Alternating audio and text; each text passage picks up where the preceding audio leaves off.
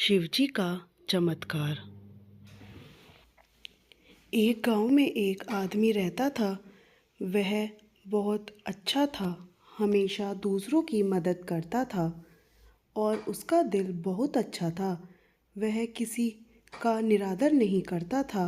अपने घर पर आए हुए मेहमानों को बहुत आदरपूर्वक भोजन करवाकर भेजता था और वह प्रत्येक दिन ओम नमः शिवाय का जाप करता था। वह भगवान शिव को दिल से बहुत मानता था और उनकी पूजा अर्चना किया करता था। उसके काम अच्छे थे, यह देखकर भगवान भी उस पर बहुत प्रसन्न थे और भगवान उसका हमेशा साथ देते थे। उसके साथ उसके बच्चे, उसकी पत्नी भी उसके साथ भगवान की पूजा किया करते थे। एक दिन की बात है, वह आदमी बहुत बीमार हो जाता है और उसके घर वाले उसको हॉस्पिटल में लेकर जाते हैं। जब वह उस हॉस्पिटल में लेकर जाते हैं तो डॉक्टर उनको बताता है कि आपको अभी 2 लाख रुपए जमा करवाने पड़ेंगे। अभी के अभी पैसे जमा करवा दो, उसके बाद इनके दिल का ऑपरेशन करना पड़ेगा। लेकिन उनके पास इतने पैसे नहीं होते कि वह अभी के अभी जमा करवा दें, तो वह बहुत घबरा जाते हैं। वह सोचते हैं कि ऐसी स्थिति में सिर्फ एक भगवान ही हमारी मदद कर सकते हैं और उसकी पत्नी मन ही मन में ओम नमः शिवाय का जाप करने लगती है। ऐसा देखकर उसके बेटे को गुस्सा भी आता है कि हमारे साथ इतना बुरा हुआ है। मेरे पिताजी मरने की हालत में हैं और मेरी माँ फिर भी भगवान को ही पुकार रही है, लेकिन इसके अलावा उनके पास कोई और रास्ता भी नहीं होता। वह बहुत परेशान होकर हॉस्पिटल के बाहर खड़े हो जाते हैं। तो कुछ देर बाद एक डॉक्टर उनको बुलाने के लिए आता है कि आपको अंदर बुला रहे हैं। जब उसका बेटा अंदर जाता है तो वह बड़े डॉक्टर से मिलता है और वह डॉक्टर बताता है कि तुम्हारे पिताजी का ऑपरेशन हो गया है और वह अब बिल्कुल ठीक हैं। उनका ऑपरेशन बिल्कुल ठीक ठाक हुआ है, तुम्हें अब घबराने की ज़रूरत नहीं है। कुछ समय बाद तुम्हारे पिताजी अच्छी तरह स्वस्थ हो जाएंगे। तो वह मन ही मन में सोचता है कि जब मैं और मम्मी बाहर थे तो पैसे किसने दिए होंगे और कौन पैसे लेकर आया होगा।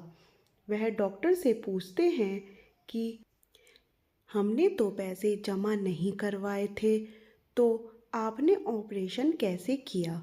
तो डॉक्टर ने बताया कि मेरे पास एक आदमी आया था और उसने बताया कि वह तुम्हारे पिताजी का दोस्त है और तुम्हारे पिताजी और वो हमेशा साथ रहते हैं, तो वह पैसे देकर गया है और वह बोल रहा था कि अगर कोई पूछे तो उसका नाम महेश बता देना और जब वह ठीक हो जाएगा तो मैं अपने दोस्त से पैसे खुद ही ले लूँगा। तो उनके घर वालों ने सोचा कि चलो कोई होगा जो पैसे देकर गया होगा, शायद हमें ना पता हो कोई पिताजी का दोस्त महेश हो। तो जब उसके पिताजी ठीक होकर घर आते हैं, उसका पुत्र उसको पूछता है कि तुम्हारे मित्र ने तुम्हारे ऑपरेशन के पैसे दिए और वो तुम्हें दोबारा मिलने नहीं आया। तो उसने पूछा कि कौन से दोस्त ने पैसे दिए। उन्होंने कहा कि उन्होंने अपना नाम महेश बताया है और उन्होंने डॉक्टर को पैसे दिए थे और डॉक्टर को बोला था कि बाद में मैं मिलने आऊँगा तो पैसे ले लूँगा।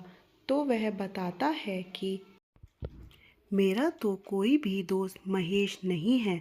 महेश नाम का मेरा कोई दोस्त नहीं है, ना मैं महेश नाम के किसी आदमी को जानता हूँ।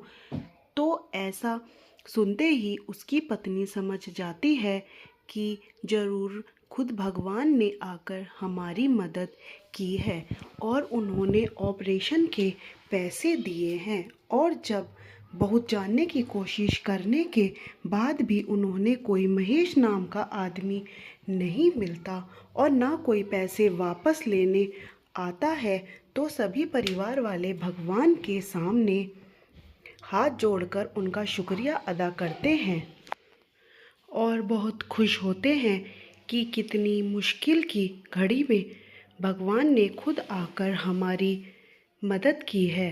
तो दोस्तों, इस कहानी से हमें यह शिक्षा मिलती है कि अगर हम सच्चे मन से भगवान को याद करते हैं तो इस घोर कलयुग में भी भगवान हमारी मदद करने ज़रूर आते हैं या किसी और इंसान के द्वारा हमारी मदद करते हैं। लेकिन दोस्तों, मदद ज़रूर करते हैं, बस विश्वास होना चाहिए।